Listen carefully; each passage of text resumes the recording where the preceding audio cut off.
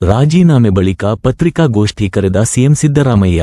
ಪ್ರಿಯ ವೀಕ್ಷಕರೇ, ನೀವು ಇನ್ನೂ ನಮ್ಮ insight news 14 YouTube channel subscribe ಮಾಡಿಲ್ಲವೆಂದರೆ ಕೂಡಲೇ ಸಬ್ಸ್ಕ್ರೈಬ್ ಮಾಡಿಕೊಳ್ಳಿ. ರಾಜ್ಯ ರಾಜಕಾರಣದಲ್ಲಿ ಅತಿ ದೊಡ್ಡ ರಾಜಕೀಯ ಧ್ರುವೀಕರಣ ಸಂಭವಿಸಿದೆ.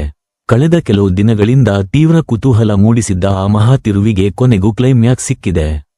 ಹೌದು ವೀಕ್ಷಕರೇ, ಮುಖ್ಯಮಂತ್ರಿ ಸಿದ್ದರಾಮಯ್ಯ ಅವರು ತಮ್ಮ ಸ್ಥಾನಕ್ಕೆ ರಾಜೀನಾಮೆ ನೀಡಿದ್ದಾರೆ. ಇಂದು ಮಧ್ಯಾಹ್ನ ಸರಿಯಾಗಿ 3:30 ಈ ಮಹತ್ವದ ಬೆಳವಣಿಗೆ ನಡೆದಿದೆ. ಖುದ್ದಾಗಿ ಸಿಎಂ ಸಿದ್ದರಾಮಯ್ಯ ಅವರು ರಾಜಭವನಕ್ಕೆ ತೆರಳಿ ರಾಜ್ಯಪಾಲರ ಕಾರ್ಯದರ್ಶಿಗೆ ತಮ್ಮ ರಾಜೀನಾಮೆ ಪತ್ರವನ್ನು ಹಸ್ತಾಂತರಿಸಿದ್ದಾರೆ. ರಾಜೀನಾಮೆ ನೀಡಿದ ಬೆನ್ನಲ್ಲೇ ಮುಖ್ಯಮಂತ್ರಿ ಸಿದ್ದರಾಮಯ್ಯ ಅವರು ತುರ್ತು ಸುದ್ದಿಗೋಷ್ಠಿಯನ್ನ ನಡೆಸಿದ್ದಾರೆ. ಈ ಪತ್ರಿಕಾಗೋಷ್ಠಿಯಲ್ಲಿ ತಮ್ಮ ರಾಜೀನಾಮೆಗೆ ಕರಾರುವಕ್ಕಾದ ಕಾರಣಗಳೇನು, ಹೈಕಮಾಂಡ್ನಿಂದ ಬಂದ ಆದೇಶವೇನು, ಮುಂದಿನ ಸಿಎಂ ಯಾರು ಅನ್ನೋ ಎಲ್ಲಾ ಪ್ರಶ್ನೆಗಳಿಗೆ ಸಿದ್ದರಾಮಯ್ಯ ಅವರು ಉತ್ತರ ಕೊಟ್ಟಿದ್ದಾರೆ.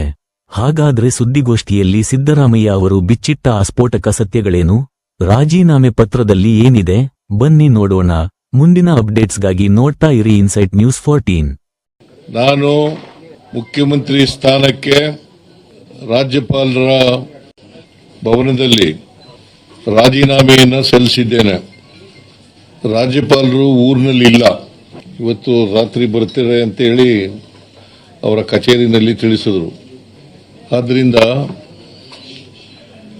ರಾಜೀನಾಮೆ ಪತ್ರವನ್ನು ಅವರ ಕಚೇರಿ, ಅವರ ಕಾರ್ಯದರ್ಶಿ ಅವರ ಬಳಿ ಕೊಟ್ಟಿದ್ದೇನೆ.